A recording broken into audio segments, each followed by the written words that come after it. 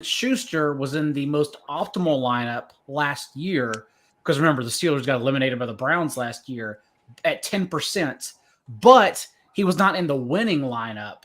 Chase Claypool was at 13%. So slightly more, but still like the first round elimination team, like the one you have to hit on. And so that's what I've kind of been going through also is, first of all, which are the two teams that everyone's going to lose in their lineups and fade in this situation? And then more importantly, like, who are the high upside ceiling players I don't mind playing in potential elimination games? And I do, to your point, Theo, on Lamar Jackson, like, I kind of keep coming back to Jalen Hurts perhaps and Chase Claypool again this year as a couple that I really like. Well, our own Andrew Schellenberg has a Jalen Hurts lineup right now that he's all fired up about. So that's right. But it's construction in progress. The quarterback's been drafted. I think the rest of the team's got to come together. But that's where I landed for one of those teams. So. I bet that matchup and Eagles to cover on Monday. And so far I've gotten line movement in my favor, but I do like the over in that game quite a bit. Just for honestly, like how poor of a defense the Bucs have been in the second half of the season. And more importantly, like the last couple of months, they have been allowing a bottom 5 rate or a top 5 rate, I should say, of 10+ yard carries to opposing teams. Like their run defense, just due to the COVID list, due to injuries, has been an absolute disaster. And even if you take away quarterbacks, like even to running backs, they're still bottom 5 and percentage of 10+ carries allowed to opposing offenses. So like, I think the Eagles, like, who already showed they can move the ball against them, but also had success against strong rush defenses throughout the year, whether it be like the Bills, the Saints. Washington was a really good run defense, and Eagles had no problem in either matchup against them. It's like, I think the Eagles will have actually a lot of success in that game against them. John Daigle, the guest tonight, with some aggressive foreplay before we get into this this playoff challenge discussion with some dirty information. So those who showed up early got a little treat. I hope you guys have your pen and papers. We got a big one tonight. Let's go.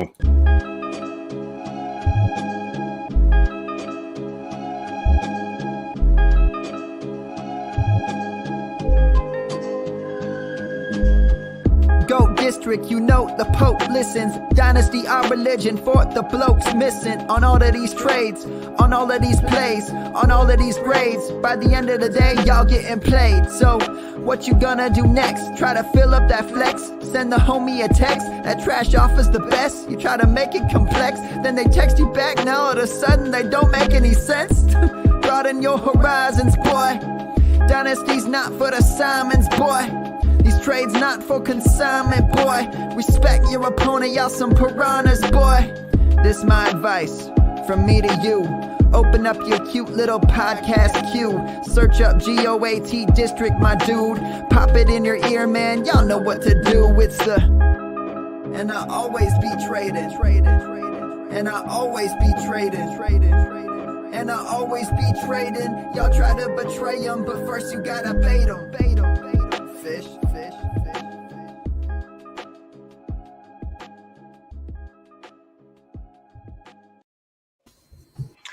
What is up, Fantasy Land? We are back in the district. It's that time of year, guys. It's that exciting time of year. Do you blow the bankroll you built during the season on some playoff action? If you didn't get lucky this season and maybe went 0-4, is this the opportunity to make it all back?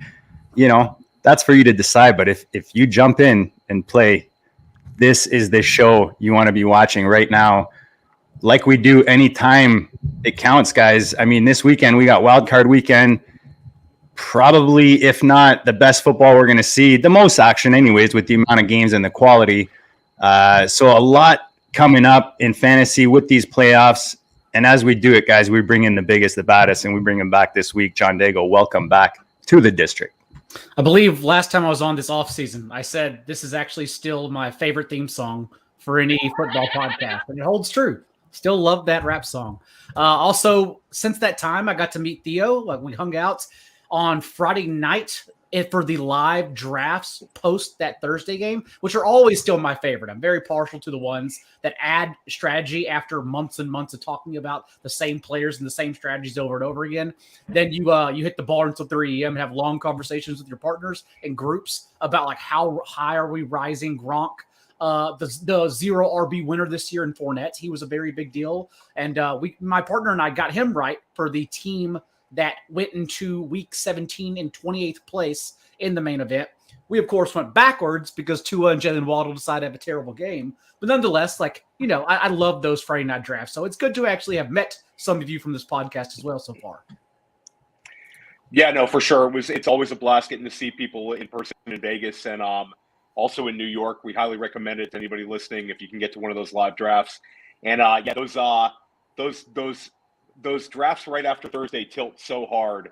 I was in an FFPC Classic draft where Amari Cooper goes off the board 6 overall. So it's just like things change. But it's been a long season, and we're definitely stoked to talk a little playoff action with you tonight. And it feels good that there's no waiver aspect to all of this. Yes. Absolutely. That's the best part. There's no waiver grind, at least for the contest we're talking about. We're done talking about this. Like, it's done. Once lineups lock, this is it. I mean, you could always have another show about the next round tournaments. I believe FFPC does another tournament right after this weekend. Yeah.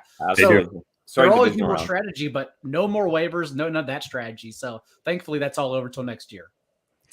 Guys, go sign up if you haven't, myffpc.com. The playoff challenge, $35 buy-in, $200 buy-in. You can play for $500K. You can play for $100K. You pick your flavor. There's, I think, something there for everyone. And it's like the Rubik's Cube, right, guys, of kind of the fantasy playoff realm. And it's challenging in itself. You think back to the initial kind of pools where you just fill in boxes and pick, from a group of players and then send it into that newspaper for those old enough to remember those days. This is kind of reminiscent of that. You're basically picking one player per team in the playoffs. And this year, the difference, I believe, guys, correct me if I'm wrong, is we're adding 2 flex spots. So you've got a 12-man roster with the FFPC format with the tight end premium, of course. And then kind of the light fades, as we call them, when we're talking about the kickers and the defenses. Basically kind of maybe the teams you don't think are going to go as far, and we'll touch more on that strategy aspect. Is there anything I missed there, guys, that you want to add? I know, John, you were talking about maybe how the $35 and the $200 buy-in differentiate with regards to the payout. Yeah, the payout for the $35 I describe as more DFS tournament. Like, a lot of people compare this game theory wise anyways to DFS tournaments, whereas it's slightly different just in that in DFS, for instance, this weekend, some people are probably going to go off the board, even some mid and high stakes, and play a 3K receiver at the stone minimum, like a Byron Pringle or something like that, hoping to get lucky. Whereas we're not talking about those players for this pool. And so really, it's actually like a 60, 70 player pool, if that we're actually truly discussing, which makes it more interesting because there will be overlap. We might dupe each other here and there, but overall, I don't think you need to get too contrarian. Getting contrarian is really just about, I can pivot off this player for this offense, like an Aaron Jones instead of Devontae Adams, for instance. And the 35, since it's more top heavy, and we're talking about really a top 20 payout, is what you're going for. So that's when I believe we start getting to 1,000 plus. Then you can maybe get a little more creative and stretch yourself a little thinner and say something like, Allen Lazard over Devontae Adams, since we are going to the top. And in that case, you'd be hoping Marquez Valdes-Scantling with that back injury is out for the entire postseason. But yeah, really, I think everyone's sort of just trying to talk about right now with their partners or with themselves, if they're playing single lineups, just about which players they're pivoting to be contrarian because the other one's coming in too heavily rostered. Agreed, John. I think the other thing to mention, JD, too, as we're doing strategy here, and I think doing our own lineup at the end, but double points for the 2 players that make the Super Bowl. So you want to make sure that you didn't put a hard or a soft fade on any of the teams or the players that you picked to make the Super Bowl. And John, on your point, I don't know if this is totally off script, but just to mention it, there's no salaries, right? It's just pick one player per team. It's almost like one of those things where you could overthink it because you're like, hey, I'm not beholden to the strategy. So you could go all chalk. You could fit in all the top plays that you ever wanted to. But obviously you were talking about some of the pivots. So there's some overthinking that I think that you can maybe do, knowing that the world is kind of free and open to you, and kind of you can fit into big plays if you want to. Unlike previous years as well, this postseason is super interesting for these contests because FFPC, of course, tight end premium, and like we brought all the tight ends you would want to play in a tight end premium anyways, even to like go a little bit off the board and play like a Dalton Schultz, which may not even be off the board at this point, over CeeDee Lamb and Amari Cooper, Darren Waller. If you think like the Raiders even hang with the Bengals, not even win, but you want that to be like your one and done option since we're really only fading two teams as a whole and not including them. There are so many like elite tight ends, George Kittle, Travis Kelce, Rob Gronkowski at the top. And so, multiple tight ends, like even up to 3, I think is genuinely in play if you're trying to go off board, but also get some ceiling plays in. Could you not? Is it up to 5 or 3 tight ends you could play? Because there's 4 flex spots and then the tight end, so you could play up to 5 tight ends in this bad boy. And you know that those FFPC guys love them some tight ends in those flexes with the premium. Sorry, Theo. No, I was going to say that you could just go nuts with the tight end position this year. It's like almost every viable fantasy tight end is in the playoffs and in there. And, any scenario you can make for San Francisco is George Kittle having a big game. You're looking at, like you guys said, Darren Waller. This could be it's an extremely high total. It's a game where it's going to have to be pedal to the metal. So you might be able to get by with, even if the Raiders play one game, this might be the game you want to play Darren Waller. So it's definitely, you can definitely galaxy brain it a lot with your strategy this year for sure.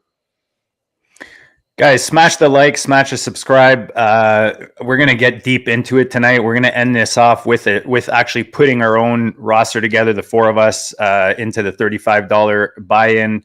And then later this week, we're hoping to get the GOAT District crew, once Dan comes out of retirement, to put together maybe a $200 roster and maybe drop a show for you guys to see that.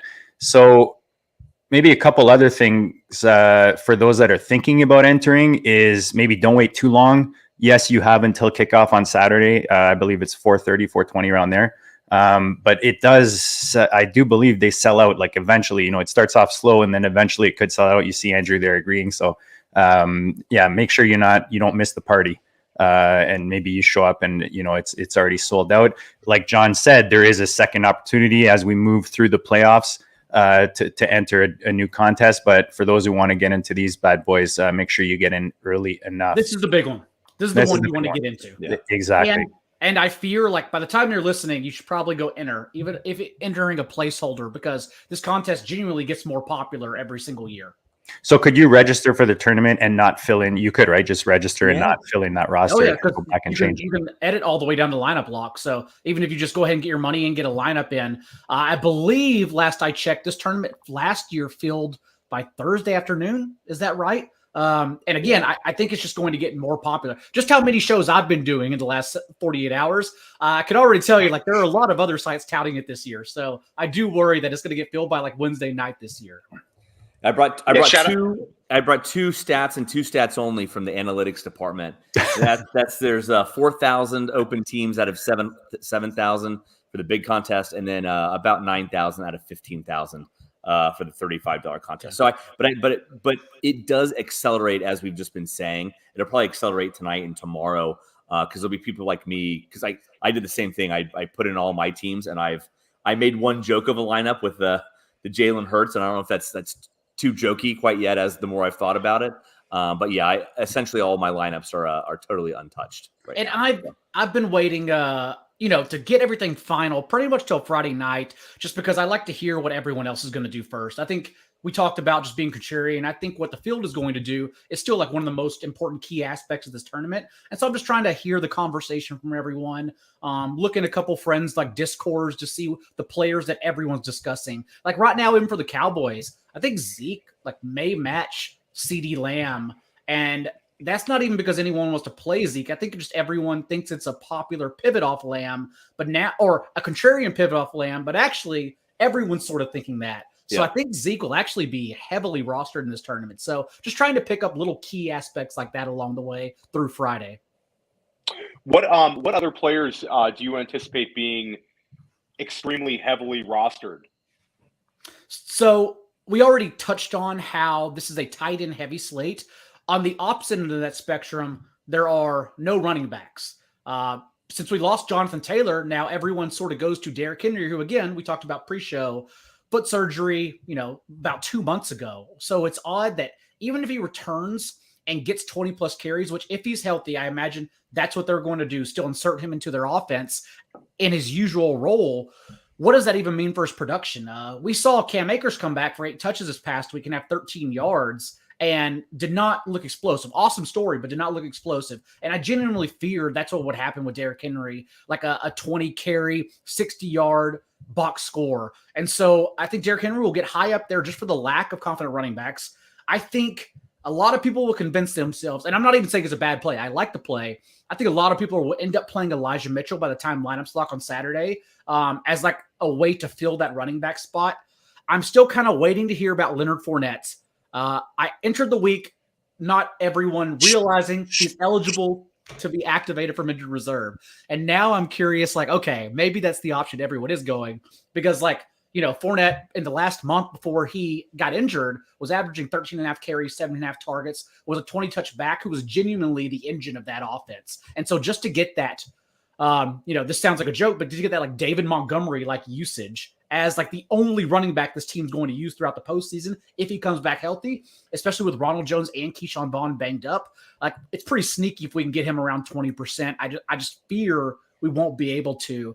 Everyone's kind of honing in on Gronk right now, so we'll see what happens. And then Cooper Kupp is the one that I can't even tell you to get off of because once we lost Sony Michel. If you want to play Sony Michel, that's fine. But in my opinion, like we lost him, all the touchdown equity we could have received from him because Cam Akers is very clearly a part of this mix. May not be producing, but he's very clearly getting touches just in those 8 touches I talked about. And so now you can't pivot off of like Van Jefferson battling a shoulder injury, hasn't been playing many snaps the past 2 weeks. You can't go to Odell Beckham, who's become who has been scoring touchdowns, but not really showing a ceiling since he's been used inside the 10-yard line more for isolation situations for one-on-one fade routes. And so like, it's hard to even find a ceiling in the Rams and fade Cooper Kupp. And so like, while he'll be 90% probably, I can't even say to get off of, like, I think he's just a good play. So what I'm hearing, Derrick Henry may be your favorite chalk choice to avoid, and Cooper Kupp the one you can't. Cooper Kupp, yes, cannot. Right now, Derrick Henry, my favorite to fade. And I've even, past 24 hours, I've kind of gone back and forth on Ryan Tannehill. It depends on if you think the Titans are a fake number 1 seed. And if you do, that's no big deal. But they also have like been the Kingslayers this year. Their schedule was no joke. That's why I also think Mike Vrabel should be coach of the year. I just don't think he'll actually win it. But, they took down the Chiefs, the Bills, the Rams, the Saints along the way. Like they're a legitimate team who at least know how to scheme with personnel that doesn't seem elite. And so I kind of do like getting Ryan Tannehill back because even if Derrick Henry does not produce, Derrick Henry being on the field still makes the defenses account for him. And so a quarterback with rushing upside, as long as we get a couple games out of him, seems really interesting. And so him and A.J. Brown right now definitely have been toying with my lineups over Derrick Henry. And Gronk. Yeah, I have some the other one because I already talked about Fournette. And then I don't know if it's already too early to start, spitting the fire about my players I'm probably going to have a lot of. But I think Mike Evans is actually a better play than Gronk. He only had an 18.5% target share this past week, but he played the fewest snaps he's played in a full game all year because he was out there just for the incentives and was Tampa Bay's only receiver with any amount of end zone targets. He hasn't reached a 28% target share in any game this year because he's played every game with Chris Godwin and Antonio Brown. But now, just to have that performance, and that wasn't even what we're expecting of his on-the-field usage. Like now imagine no Antonio Brown, no Chris Godwin, in a playoff game where he's playing every snap. He could genuinely like project for a 35% target share every single week. And so I love Mike Evans over Gronk for sure. And fantasy land just doesn't like Mike Evans. Like he could do another 10 years, 1,000 yards easily, and people will call him washed up and not a wide receiver 1, and he just keeps proving people wrong. He has like 6 to 8 years left, and he's already a Hall of Famer, and nobody likes him. I don't get it. I don't get it either. But that's how you end up with guys like Cooper Kupp, right, coming into this season. Mm-hmm. Theo, I think the A.J. Brown call was very interesting. It's hard to imagine a scenario where the Titans make a run to the Super Bowl and A.J. Brown doesn't have a couple of smash games. I mean, I look at a potential, potentially a Titans Bengals, a Titans Raiders week 2, where you could have a potentially high total game, a team coming into Tennessee. You could see AJ Brown go nuts. And I think it's interesting, John, talking about potentially fading the Derrick Henry chalk. We talked about this. Dan actually brought it up. I believe it was last night. Dan brought up Deonta Foreman as kind of a sneaky play as well, where, maybe Henry, like you said, could get the Akers treatment, and you could end up getting, Deonta Foreman, very low ownership percentage, and he could have a playoff. So the Titans are kind of a polarizing team. I think there's value there, but I did like the AJ Brown call. I think that's a sneaky one, and I could see him having a nice playoffs. What do you think about that, Andrew, with the Tennessee Titans?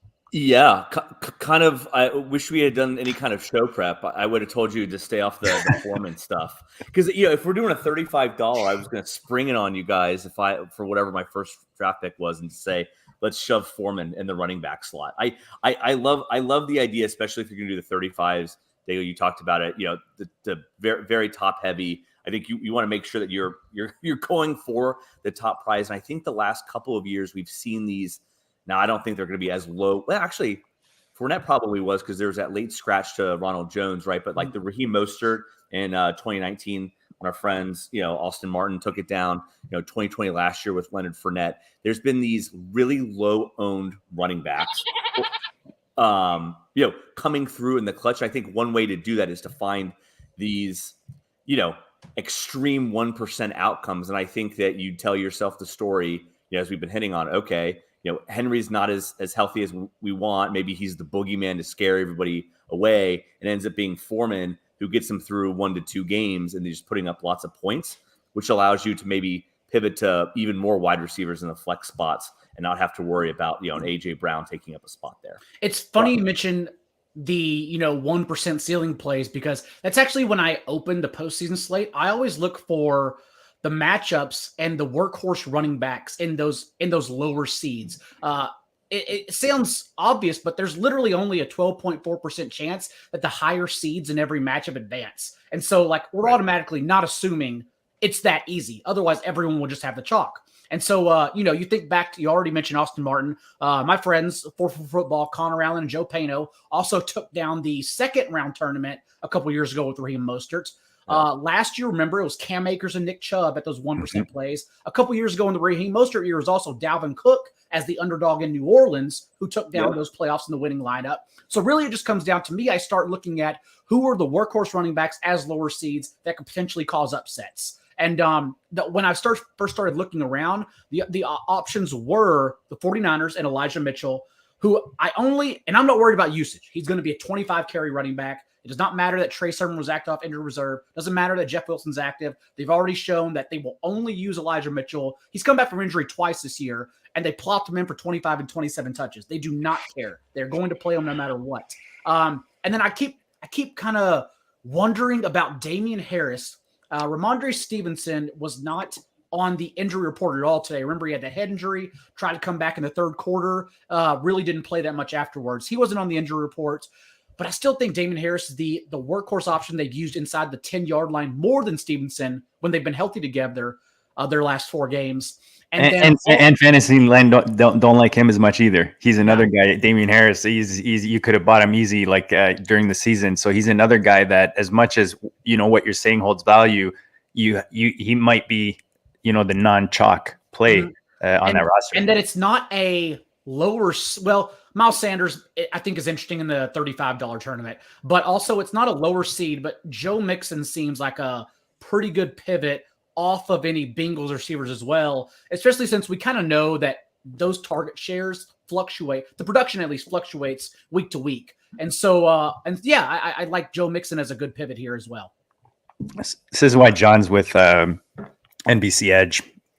Just a professional, man, just dancing around these questions like it's nothing. Like I could just mute my mic. I'm gonna mute my mic and just let you guys go. No, you're awesome, John. I know that the audience is loving it right now, guys. I see you guys in the chat. Drop some questions if you have them for us tonight. We're gonna keep going through this. talk about we talked about like the hard fades and the light fades. Do you have any favorites? How do you approach these, the kicker, the defenses, and the teams that you're not going to include in your rosters? Right now, I think Daniel Carlson is probably everyone's favorite kicker, and so I immediately think to not use him. I think it's pretty easy to get off like an 80% kicker. So Raider downer right there, folks. Now who I pivot to, I don't know just yet. Daniel Carlson is actually even a good play, since I do worry about that match, the first round, at least for the Bengals, being slow. The Bengals have been more up-tempo the past couple of games because they've been forced to. They played that rivalry game with Zach Taylor still throwing the ball up 30 points in the fourth quarter because everyone knows he and Harbaugh have that beef, especially in a divisional game. That's important. And then 2 weeks ago, whenever Burrow was last in against the Chiefs, like the Chiefs offense forced the Bengals' hand. But overall, we also know that like the Bengals still want to run the ball. For as much credit as Zach Taylor is getting as coach of the year, he's still a pretty poor in-game play caller. This past game, when they played earlier this year against the Raiders, there were 32 running back carries to 29 passes overall. Joe Mixon with 30 carries. And so just in at least a micro sense from the wild card round, that's why I think it's going to be a heavier Josh Jacobs, Joe Mixon game. And we can kind of get away with one until Burrow and the Bengals offense are forced to shoot out if they happen to run into Chiefs a couple games down the road. But again, if it's the Titans, maybe that's not the case. And so, yeah, that's just a couple of my hard fades, and that's what I'm really thinking about for pivots right now. I also think knowing that knowing that Josh Allen is going to be probably the highest roster quarterback, I do think there's a lot to like in Devin Singletary. One, it's a running back stripped slate, which we already talked about, but also the fact that Devin Singletary has actually doubled Josh Allen in carries inside the 5-yard line over the last 5 weeks. They aren't like Zach Moss has 3 games in a row where he's been active over Matt Breida, but he hasn't received more than 5 carries in any of those games. This is very clearly Devin Singletary's backfield. And like that, just like DFS, when you pivot, you're trying to get the touchdown equity. I like, well, they can still get there via the air, but then all they have to do is hand it off, and suddenly, like, you're in the mix because you stole the touchdowns from Josh Allen. And I think Devin Singletary is a really good way to do that, especially for a highly rostered quarterback like Josh Allen. So right now, that's kind of just what I'm thinking through. I don't know what everyone's going to do with defense just yet. I've been thinking maybe I play the Cowboys, because I am genuinely concerned about that first round matchup for them. I'd like the 49ers quite a bit. And so I don't want to be the one that's like stuck with CeeDee Lamb and Amari Cooper like one game, because we know those target shares fluctuate as well. Dalton Schultz also interesting in tight end premium, since he does have the second most targets for them in the last 5 weeks. And I know in short term, I've seen some people cite that Schultz with Blake Jarwin back this past game actually did run a season low in routes run on Dak's dropbacks. But also remember, they were playing second string for the Eagles. They were pretty much a part-time offense. They only played 3 quarters. And so when push comes to shove in the playoffs, I think Dalton Schultz will go right back to his full-time role. And so I do maybe think we can maybe sneak in Dalton Schultz or the Cowboys defense there. That's kind of just where I'm at on Tuesday anyways right now. Going back to the Bengals, we're assuming that Jamar Chase is going to be pretty chalky for Bengals picks. Would T. Higgins be a pivot you'd be looking at if you want to go with a receiver? Absolutely. But I wonder if they're going to be... Andrew's got a slight smile on his face. I love it. We love us some T. Higgins over here. I do. I love T. Higgins. I just wonder how much different they'll be. Like, I think they'll be closer to like 60-50, right? Or 70-60. I think the difference is going to be minute. But then again, it could be so much that the extra 10% freedom you get off of Jamar Chase could help, since we're all aware that T. Higgins could outproduce Jamar Chase in any single week. That's what makes the first round so interesting, because, the Raiders, Gus Bradley doesn't change his scheme at all. They run cover 3 no matter what, and they don't blitz a ton. They have blitzed in previous matchups, but they still don't blitz a lot. Burrow has been awesome against the blitz, but more importantly, that Tyler Boyd led the team with a 27% target share in the game these two teams played earlier this year, because he's the zone monster. He just settles into the middle of the field. So like this first round, Boyd could also just easily outscore Chase and Higgins as well. So that's why I think Joe Mixon or Joe Burrow is at kind of my leverage over Jamar Chase and T. Higgins. Because we're thinking about them now, they're going to be the most evenly distributed on ownership. Are we going to see something like a 20-20, and this is going to be bad math here, but like, 30-30, like in terms of like round splits?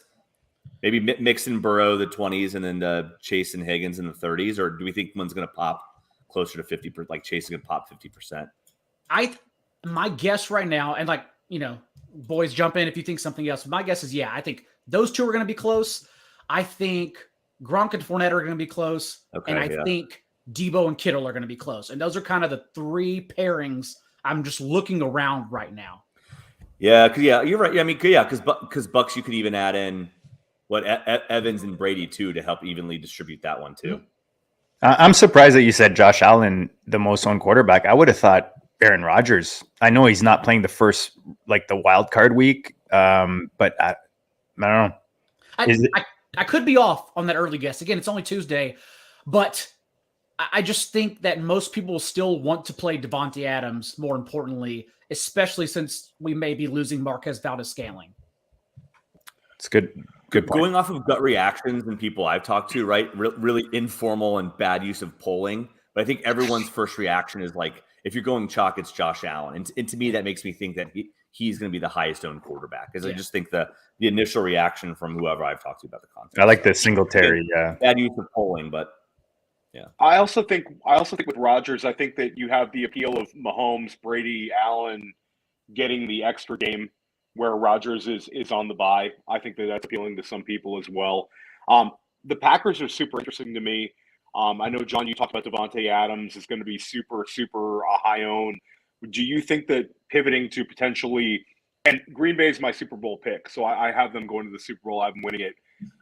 Do you see pivoting to Aaron Jones, or if you want to get a little cuter, A.J. Dillon, a possible way to differentiate from the field, or do you think that that's just getting a little too cute and you should maybe stick with Devontae Adams or Rodgers?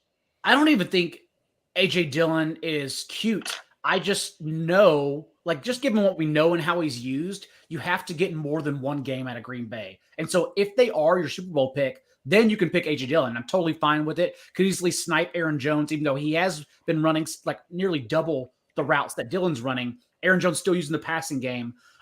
Dillon would have to be in more of a positive game script, or at least a competitive one throughout. And again, you'd need more than one because anything else would entail the Packers losing, and he probably wouldn't get used that much. You could just come up empty with 12 carries for 56 yards. And so if you think the Packers are going to the Super Bowl, I think Dillon's totally fine. Our boy Evan in the chat points something interesting out. I didn't even think of that. It's the first year that we'll see Mahomes without a bye, which adds a little bit of value, a little extra cheese on the Patrick Mahomes. I agree with Evan, but just like in DFS, literally the last 3 months, and I'm going to eat these words at some point, but I have not been scared. Mahomes is not the player that ends us anymore. We're not worried about him in fantasy, honestly, just because they had to change their offense. When the Titans committed murder in Tennessee in Week 8 and just ran the Chiefs out of their stadium, the Chiefs had no choice but to change their offense as a whole. And that's when they started cutting back and dumping more off. Mahomes, since Week 9, leads the league in yards after the catch production because he throws close to the line of scrimmage to Tyreek Hill, to Travis Kelce on shallow crossers, to Darrell Williams and CEH, who have been the team's number 3 receiver whenever the other two were healthy, because they just stopped using Josh Gordon, Mecole Hardman, and Byron Pringle. They just don't care anymore. They're like, we will take the easy throw and we will move the chains that way. And to their credit, they genuinely have been one of the, if not the best offense in the league doing that. They're just not fun to watch anymore. They're not explosive anymore. Now, when push comes to shove and they have to put their foot on the gas, I bet they can still do that. But they've only done that 3 times over the second half of the season, and you can attribute why it happened all times. Twice against the Raiders, because again, Gus Bradley, cover 3, doesn't change, didn't go 2-eye safety the entire time in both matchups. Mahomes ate him alive for, I believe, 9 total touchdowns and no picks. And then also the Chargers game on Thursday night. And even then you could say with Derwin James in the first quarter, Travis Kelce had 1 catch, and then Derwin James got injured, and all hell broke loose. And then Mahomes started taking more chances because they were unable to play that same defense. And so I still am worried about Mahomes and think I'd rather just eat the chalk and going Travis Kelce, especially if it seems like Tyreek Hill is going to be questionable, because that's when you kind of have to play Travis Kelce's target share if Hill is out. I love it. Super Bowl. We talked about the double points. How do we optimize on that? We talked, and is quarterback really what you're aiming to get to the Super Bowl to optimize? It's funny that, Theo, you mentioned at the beginning about the Lamar Jackson lineup, because I've been assuming that we do want the quarterback to make it to that game. But by the way it sounded, maybe if you just nail the one, the low rostered ceiling play in the wild card round, you don't necessarily need the quarterback. Yeah, I think that was kind of my takeaway as well. And I do think it's year specific. But I think hitting on that massive week from a quarterback that maybe plays less games is less important than a guy who just completely runs the gauntlet. Like you brought up a Ryan Tannehill. He's interesting, but he doesn't necessarily have the ceiling plays in him that we might see with some of these other quarterbacks. I don't know. It's if anybody was looking for these stats, we were discussing an FTN article. I thought it was just very interesting, but it was discussing that over 50% of the teams in the top 150 2 years ago had either Mahomes or Lamar Jackson, and Lamar Jackson only played one game, but it was that complete smash spot where he went nuts. So it's quarterback spot is it's very interesting. Jalen Hurts it is. All right, Jalen Hurts at QB, guys. Yeah, Jalen Hurts goes absolutely bonkers this weekend, and Shelley cashes. Nothing wrong And they with lose that. by 1 point, and the rest of your roster is golden. They were, I mean, Josh Allen had over 100 yards when they played the Bucks, a couple months ago. So, like I mentioned about the Bucks defense struggling in the second half of the season, Michael Carter was super explosive against them, and that's the point. Like they're not bending. Like they either literally stuff you at the line of scrimmage. It's very Saquon Barkley. You get stuffed at the line of scrimmage, or they give up a 50-yard run. And so that's what makes the Eagles' rushing attack so explosive. So, like, I'll probably be playing Jalen Hurts in DFS this week. I'm still wrapping my head around DFS or Jalen Hurts in the playoff only league. But even like the $35 one that's more top heavy, maybe even the 200, because I have 3 placeholders in right now, and that I'll be finalizing on Friday night. I could definitely, honestly, I think Jalen Hurts probably is a good play. I'm interested. One game we haven't seemed to really talk about besides Cooper Kupp was the Rams-Arizona game, which is a high total game. It's an intriguing game. It's also very cool that it's a playoff game on Monday night. I think that's awesome. Do you see any value out of Arizona? Is there any player you're looking to stick in, from Arizona Cardinals? I wish we had more clarity on their backfield, because we've seen either or James Conner and Chase Edmonds used only if the other one's out. Benjamin not getting any touches at all even this past game until James Conner got injured, and that, of course, was the one that Chase Edmonds was out. And so if we had more clarity on that, I think one of them is a tremendous option. But right now, I think we all know Zach Ertz, even as a floor play, he's not even a ceiling play. A floor play, people will probably take his receptions, their lone tight end, and plug him in, since he's really the only place to go. The latest news we have on DeAndre Hopkins is that the Cardinals believe he might be able to play if they make the NFC Championship, which is scheduled for January 30th. And so I throw, like he's saying, I throw that news line out. I just don't care. We're not going to worry about DeAndre Hopkins then. And so to me, it is either Zach Ertz or Christian Kirk would be my pick, if not him. I like the Christian Kirk because I was watching Pat Crane earlier with the ship chasing guys you were on with last night, and he was showing kind of his forecast with ownership, and it was the defense, it was Ertz, and Kirk was way down there. And I was thinking the same thing, because he's had a couple blowout games, when Kyler can find him, and maybe AJ Green is covered, and like you said, Hopkins is probably not going to be there at first, especially. And Antoine Wesley has 3 touchdowns the past 4 games without DeAndre Hopkins, but they've come on 11 catches. Like they literally just lob him a coin toss in the end zone, which could pay off. But also, like, that's something. It's Antoine Wesley. Like, we want to bet on regression, so we're not really worried about anyone else in the receiving corps having too much production there. John, you're a beast, man. You literally hit every point plus. Every answer was just locked and loaded. So I hope you guys enjoyed that. Smash the like. We're gonna get into do a little selection, guys. We're gonna put a roster together. Yeah, is it about that time, Andrew? You think we're gonna take down 100K or what? 4-way, which 25,000 US to me. That's like $300,000 up here in Canada. No, I'm kidding. All numbers approximate. All right, so We're going to do a 35. Guys, if you're not already signed up on the FFPC, myffpc.com. If you're not already on the site, actually tweet us at Goat District and let us know. We'll hook you up with a $35 sign-up credit, on your first deposit. So that basically gets you at least one entry into the 100K. It's a no-brainer, guys. You're free rolling into $100,000, guys. There you go. That's what we do over here, man. We make you money in all kinds of ways. So, JD, you gonna share your screen? Yeah, I'm gonna share my screen. I'm gonna go through it as I set this up because, as the professional I am, for some reason I don't have the actual. I'll get it set up here. But what's like? All three of you guys have done this tournament. What's the one tip? Like, if you have to give our listeners one tip as they start putting their lineups together, maybe they've got a couple already, they're thinking to do more. What's the tip that you can give? I know, John, you've been blasting tons of awesome information, but if there's one thing you want people to remember tonight as they put these rosters together, what would it be?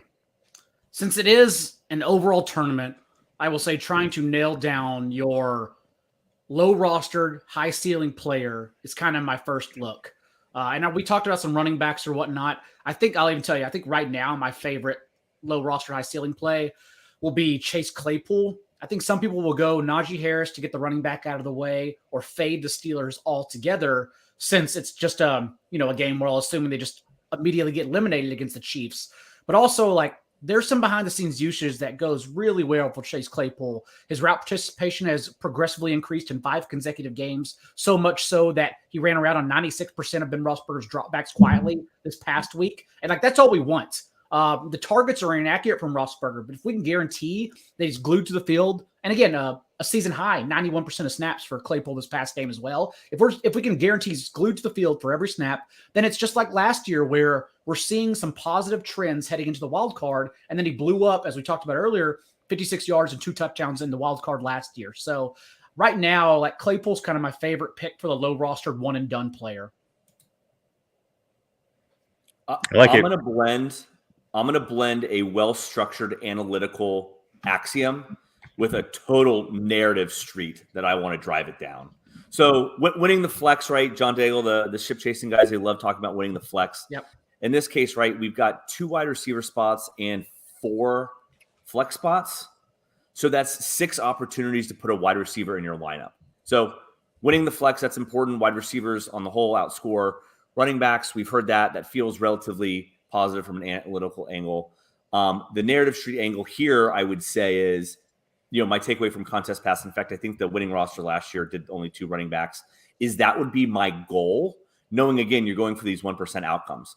And I think the narrative comes into play if you're going to put a one and done player in the lineup and they're losing, likely, maybe, their team is throwing more. And likely if you're getting a high volume guy like your Diggs or your Hills or your maybe Claypool or whoever, like if they're down, maybe your wide receiver, even if they lose, gets fed. Best case scenario, they win and he gets a second game. When it comes to the running backs, they could be more, the more you put them in the flex spots, the more they could be susceptible to the one and done. And the team that's losing, likely they're not running the ball as much unless you just have like that's a good as you point, brought up, yeah. like the 20 carry monster. So again, well backed analytical, win the flex, wide receivers to outscore running backs, and then narrative street. If you have a one and done running back, likely they didn't score much in the first place. So you want to limit your exposure to the one and done running backs. And I think the way you do that is truly only do the 2 running backs slots that are available to you.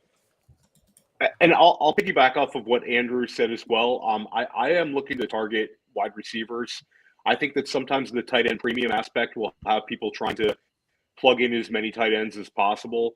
I think that 2 would be the most I'm going to have. On occasion, I think you could talk yourself into 3, but I think that you need to look for those higher scoring wide receivers. I think that's the key. And then balance that with a couple of running backs who are hitting. I think that's I think if you go back and look at the historical winners, they're not completely loaded on tight ends. So I wouldn't overthink it and try to go completely nuts on one of these all tight end type builds. I'm going to drop a simple one before we put this winning roster together. Make some brackets, guys. Go on some random site, print out some brackets, and play them out, and then kind of select the brackets you want to use to figure out your outline. You don't want I don't know off the top of my head the scenario you don't want, but you know what I'm saying. You want, like we talked about, who you want in the Super Bowl, calculating how many games each players are playing at different positions. So make sure you've got your brackets filled out. We talk on this show often, especially in best ball, how you're creating like a storyline in your head when you're building these rosters. So for you to go in and build something successful, you got to have a plan. The way to do that is just drop some brackets and pick one when you're putting that roster together. That'd be my quick tip. Jay, the worst case scenario is to do like just taking one game as an example is Tampa and Philly, right? And you have them both. You have no players from that game, right? You're drawing dead because at least one of those teams is going to move on and continue scoring points in the next round. So don't harden, soft fade. Same two teams. You can help it. Andrew with the save. I love it. Andrew's a good wingman. I could tell right there. All right, boys, let's put this bad boy together. I know, John, you talk about starting with the running back position. Do you want the honors to fill that first spot right now? I'll take it easy. I don't want to get everyone upset at me since I am the guest so far. So I'll take the easy way out and just start with Cooper Kupp. How about that? I like it. All right, Cooper Kupp. I find it hard to see Arizona getting past that first round. I don't know. And again, if Arizona gets past the first round, we talked about it, negative game scripts. We want to play the receiver. And just the fact, I think there would have been a good conversation if Cam Akers was not available for Sony Michel, because at least we could guarantee a 25 to 28 touchback, getting all goal line work. Sony Michel had actually picked up in targets as well, finally being used like Darrell Henderson the past 3 games until Akers came back. So now I just genuinely don't think there's any other discussion on the Rams. Yeah, I think you got to eat the chalk with Kupp. I think he's going to be one of those guys who's, very, very high ownership percentage, but he's on a number of the top 150 teams. I think he's kind of a no-brainer for them. So let's go to Arizona now, since we're on this game. Where do we want to put Arizona in here, if at all? I don't think there's anybody who particularly stands out as a must-play from Arizona. Maybe we come back to them, JD? Yeah, agreed. I like that call. Okay, where do you want to go next? San Fran, Dallas? So I'm going to go with Dalton Schultz. I like the idea of getting some Dalton Schultz in the lineup. I think that it's a nice pivot for Dallas.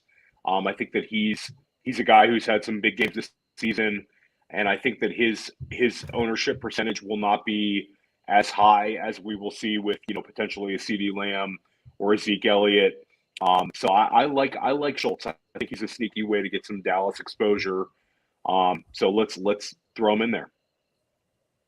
Could even see Dak being a little more popular than we might think, just because he is starting off in this weekend in a favorite. As much as I love San Fran to upset Dallas in that game. You guys good with putting Schultz in, Andrew and John?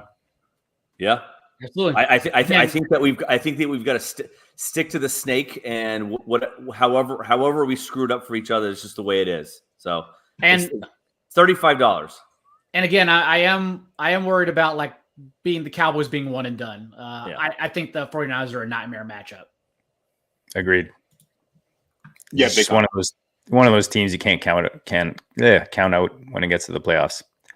JD, do you want to go next? Or do you want me to go next? Yeah, go ahead, man.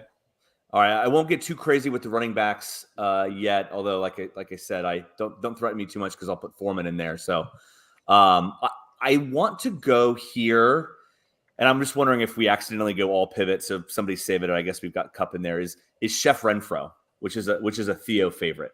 I like the idea of potentially if we get into a shootout in that Bengals Raiders game, we've got some exposure to Renfro, and I think that what that does too is to the point that John, you brought up earlier, right? Is Carlson being the kicker play? I think that we've pivoted off that a little bit too, and again, still have maybe a exposure to a second game for and it doesn't even need to be a shootout for Renfro. It can be just the Bengals getting a 20-point lead and they have to throw. So you could even go mix it if you want. Yep. It's the natural Jamar Chase, Chef Renfro, head-to-head matchup that we've all been waiting for all season long. Yeah. And I was considering going Mixon, and I am going to go to Cincinnati, but I can't do a draft with my boy Andrew and not take our boy T. Higgins. I mean, I just crush. I just love watching him, man. Just a monster. You throw him the ball, and he's just a monster. I just love watching T. Higgins. John, we did JD and I did one of those the best ball tournaments right before the season. And JD, we actually did a pretty good job. We were doing, try to do an episode per pick or an episode every couple of picks. But like JD and I, and like, look, it's both of our faults now. But it's so funny to think back on. It's like we just were not communicating, just like talking past each other, like, and then it hit us when we were like live on the show. I think JD, what you finally realized, I was like, we could have had T. Higgins twice. Let him go. And I think we named one of the episode titles. We could have had T. Higgins twice. So JD, I love that you grabbed him here. It was like the least sneaky monster season 2 since even last year, whenever Joe Burrow was healthy. Higgins, who profiled as a deep threat coming out of college, we didn't know he had all the routes figured out. We just thought he was just a go route guy who did make contested catches throughout his collegiate career, but was on pace for over 1,000 yards with Burrow. So it wasn't shocking to see him get there. But then now to like play alongside who is essentially 21-year-old Des Bryant and Jamar Chase and still lead in targets in the games they've played together it's insane. Like he's such a good talent. And also a quick note, like how perfect did Go Bills nail that first place team? Just in a year where it was impossible with COVID and injuries to hit the nuts. They hit the nuts for a redraft team. Yeah. It was awesome. It was unreal. Good for them. Yeah. Big time. All right, John. I think you're back up. I will start looking to the running backs now, and I will unfortunately take Josh Allen away from us and go Devin Singletary as our pivot. I love that. I love it. I think, and if you had anything else to add, I was going to say, like, I love the idea of getting one of or two of, and once you start naming things, you're going to forget them. Like the Singletary, Damian Harris, Miles Sanders, or like the true pivot is like the Deonta Foreman. Is like one or two of those guys. I think will be really sneaky in terms of like who's that late round, or I guess in the case of Foreman, like the underappreciated 1 seed you think may pop. And ceiling games, certainly plausible, but also right now, anyway, it's only Tuesday, but I believe this first game projected, first of all, the Patriots are Allen's bugaboo, but this first game projected for under 10 degrees, perhaps some snow, and we've seen 4 snow games from Josh Allen this year, and he played horrendous in all of them. Even these past 2 weeks, that Falcons game was 3 errant interceptions that he had no business making those choices anyways. And then this past game, once again, Devin Singletary scored his 2 touchdowns with 8:30 left in the game. But also, like, they've shown now 2 weeks in a row that Devin Singletary, they'll just ride him. They're going to take the ball out of Josh Allen's hands, actually, and just play it safe to run him to the ground with 20-plus carries. So Devin Singletary, he's just been quietly used heavily as a bell cow running back. Love it. Yeah, right, I love the Singletary play. And that was one I was considering here. I think I'm going to go with Kansas City now, and I'm going to go with Travis Kelce. I like what John talked about earlier in the show. Tyreek Hill is questionable, and Kelce seems pretty chalky. I think there'll be a number of Mahomes teams in there as well, but I think Kelce is going to have a heck of a playoffs. And I think he's a very safe pick for this build with upside as well. What do you guys think of that, JD and Andy? I think we've pivoted enough on other selections where you can start making those chalk picks. It's hard to go through and not make any chalk picks. You know what I mean? Because your total points, your ceiling is probably not going to be as high. So I mean, Travis Kelce with Hill having some questions or some issues we talked about, and they're playing Pittsburgh in the first round. You got to think that they get through that round and put up a lot of points. And Kelce is always going to be the center of that offense, in my opinion. Andrew, you got an objection, or John? No, I like it. No objection at all. I'm actually hoping that recency bias plays a big part in it, since Kelsey was only targeted 5 times on Mahomes' 44 attempts. But we also know with no Kelsey, like in a playoff game, they're not going to hammer Mecole Hardman near the line of scrimmage. Like, they're still going to be heavily involved with Kelsey. So I would hope he loses. He's not going to lose much, but hopefully like 5 to 10% of the field not wanting to get on him. I will say, Theo, I think your note going into this was don't go tight end crazy. No. Tight end. We hit our. I hit my tip. I clarified. So we hit 2. We hit 2, guys. I know. All good. I was just all right. So far we've got Singletary at running back. We've got Hunter Renfrew, Cooper Kupp, T. Higgins, and then Travis Kelce and Dalton Schultz. And for God's sake, if you're doing the podcast, go and look at the YouTube.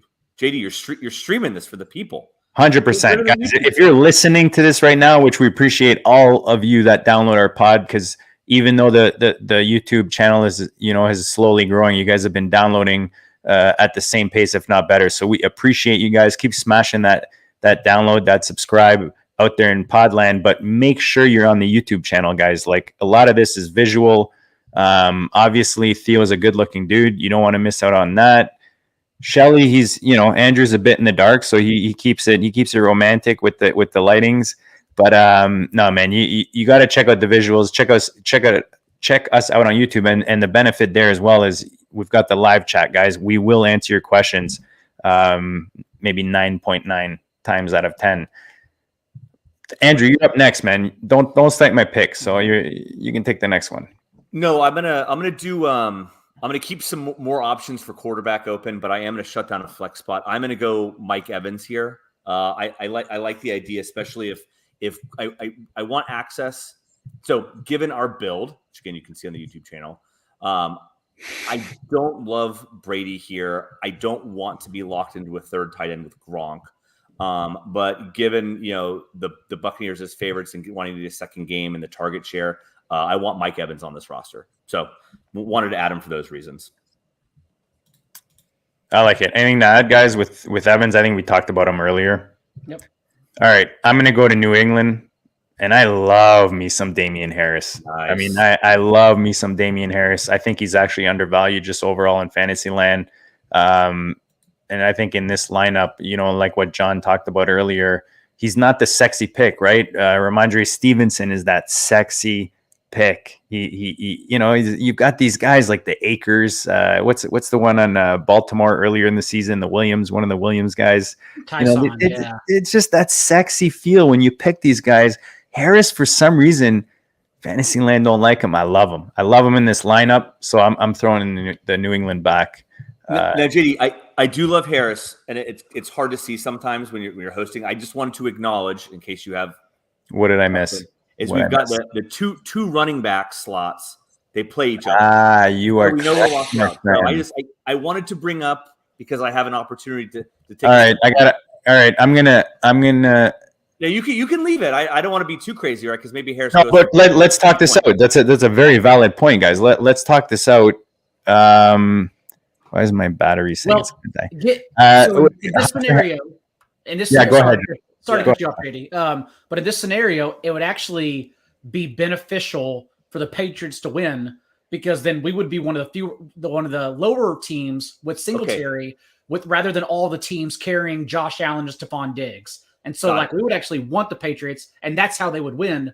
It would be via Damian Harris, most likely, or if they build a lead running the ball. So I don't think it's actually the worst idea, honestly, in a $35 league. Good. Okay. I just wanted to make sure that there was still leverage to be gained. So, and I love all of that. My pivot would have been Hunter Henry here. Just he's got the potential with like kind of the 2 touchdown type of scenario. So that would have been my pivot. But you guys have a preference, Harris or Hunter? No, I like the Harris one. The guest should be picking the QB though. This should be a QB pick from. I agree. So I agree. A little pressure. Here's to set the stage. I don't know if we're sniping picks or really actually guessing what's in your mind, but you've thrown out Jalen Hurts, who I think is an option here, and you've also mentioned that you like Elijah Mitchell. over any of the San Francisco guys. So I'm really interested, calling back to earlier in the show, are you debating between Jalen Hurts and Elijah Mitchell for one of your two spots here? Where's your I was going to use one of those two teams, yes. Okay.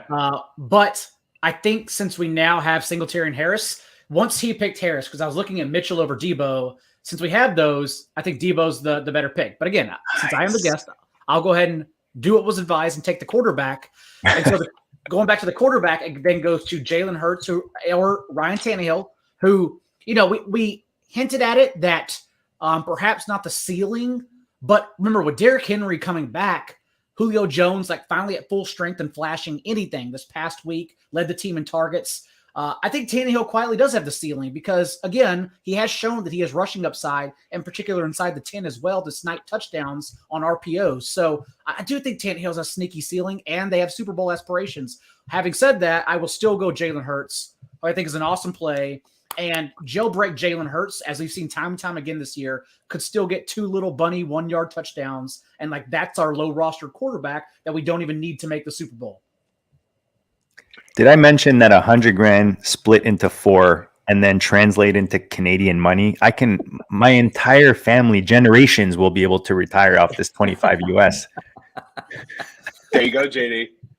I love it, Jalen Hurts, man. Something excites me about Jalen Hurts. I don't know. He's just exciting to have in your lineup, and we talked about that Lamar Jackson year, busting like a 40-pointer in the one game to give you that winning lineup. And I mean, who else but Hurts? I love how John built that up with the Tannehill, though. I love that little teaser. So this one for me here would be Devontae Adams, or we pivot to Aaron Jones. We're pretty chalky with the Cup and the Kelsey selections, but we did differentiate in some other positions. That's my Super Bowl team. I could kind of go either way here with those two guys. I'm wondering what you guys would like to do. I want to go with the Green Bay Packer. It's going to be one of those two guys. So maybe I'll crowdsource this one and go Andrew, John, and JD and see what you guys think. Do you want to go Aaron Jones, or do you want to go Devontae Adams here? I'm saying wide receiver, so Adams. I would say Adams because no one will have Hurts, Damian Harris, and very little Hunter Renfrow. So I think we've done enough to confidently differentiate ourselves. Yes. Again, Harris may not even seem advisable, but if in a game script the Patriots win, we can likely point to Harris and also say we did not lose Josh Allen, whereas 80% of the field or 60% of the field did. And so we're already at an advantage if the Bills get knocked out first round.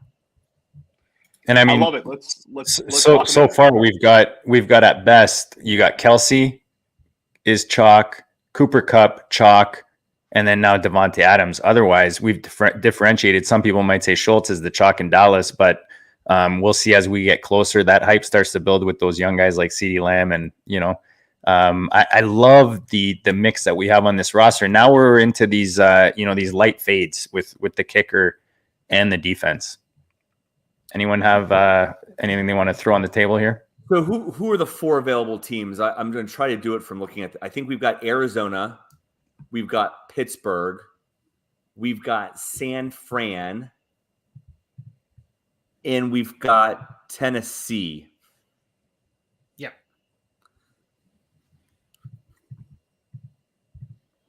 Tough choice. Yeah. I mean, Andrew, you're a Prater guy. Is anyone truly a Prater guy? I guess I would say let's at least maybe hard fades. I don't think it makes sense to hard fade the Titans. So I think we should either get Titans kicker or defense in there. And then so I guess that leaves us, if we could narrow that down, we've got either then San Fran, Pitt, or Arizona to then slip in there.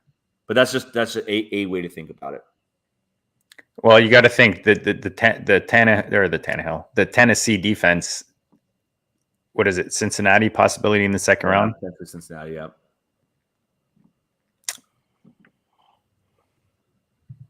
I mean, I would if if it was just me and I had this luck, and I would look for Tennessee as my defense. Yeah. I think that they're a game script type team. They're going to have to run the ball. I think you get some defensive points potentially. They're going to have home field advantage. I would potentially go with the defense, unless Yeah, no, let's go there.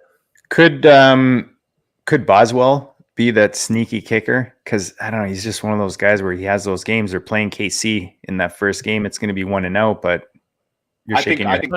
Tomlin's going to have to be remember, a couple weeks ago, whenever they played, they were down 30-0, and they still kicked 2 field goals in the fourth quarter to salvage the box score. So actually, Boswell makes sense. Yeah. You guys agree with Boswell?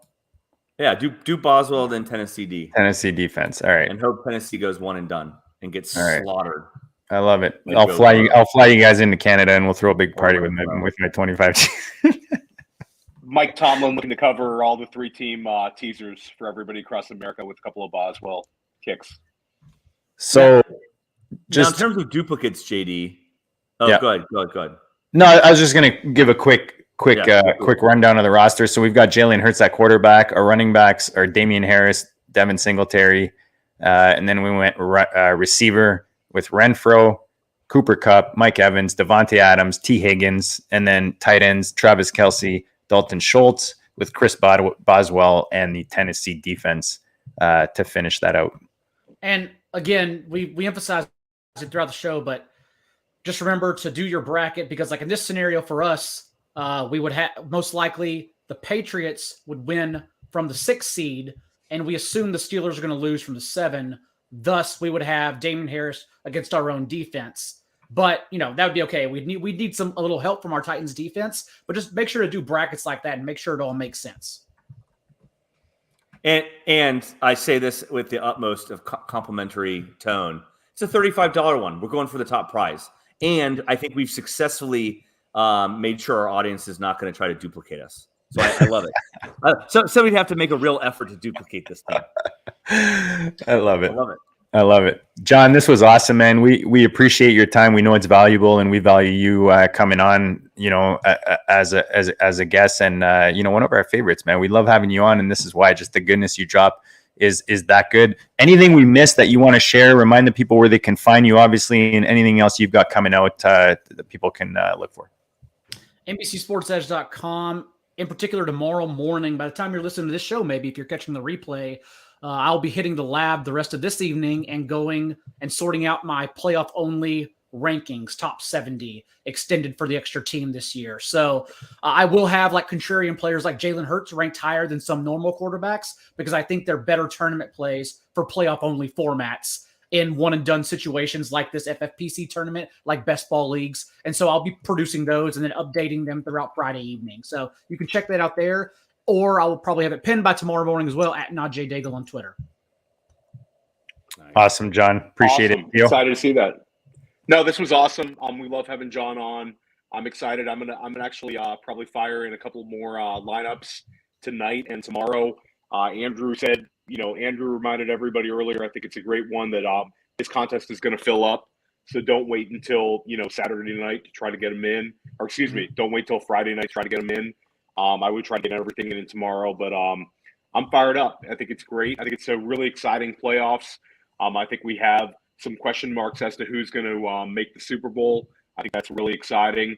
And I'm looking forward to some awesome games this weekend. We have a number of games where the total points are, somewhere in the 48 to 50 range. So I think we could have some real shootouts, and it's going to be an awesome weekend for any football fan. So I'm really excited for it. Andrew, anything to add? Friday night's so great because you can still win $500,000, and I love just like that Saturday 4 p.m. kickoff when all of my lineups somehow go to shit at once.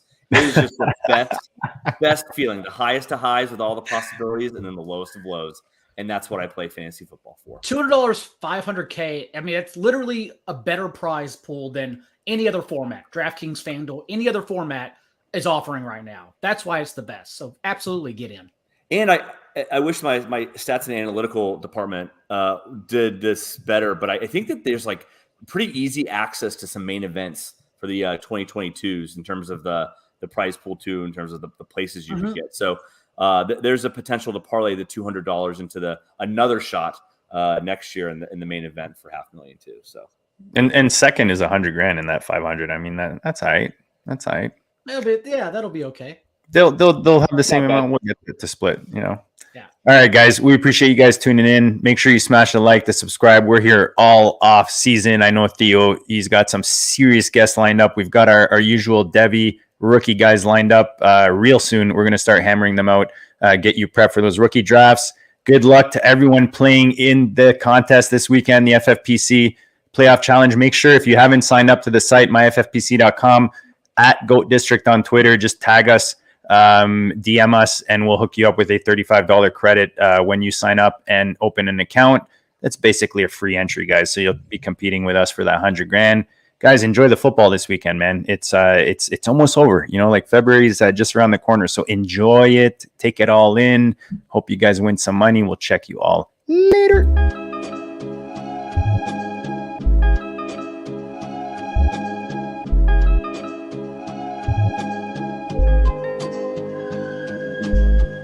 Goat District, you know the Pope listens. Dynasty, our religion, for the blokes missing. On all of these trades, on all of these plays, on all of these grades. By the end of the day, y'all getting played. So, what you gonna do next? Try to fill up that flex? Send the homie a text? That trash offer's the best? You try to make it complex, then they text you back. Now all of a sudden, they don't make any sense.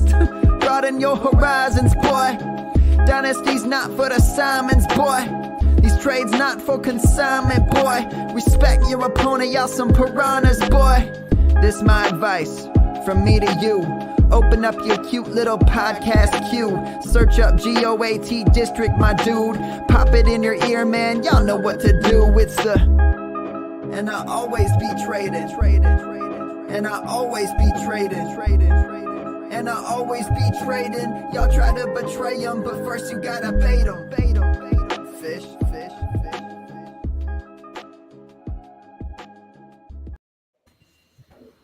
John, that was awesome. awesome. Guys. Appreciate you, brother. Thanks, gentlemen. That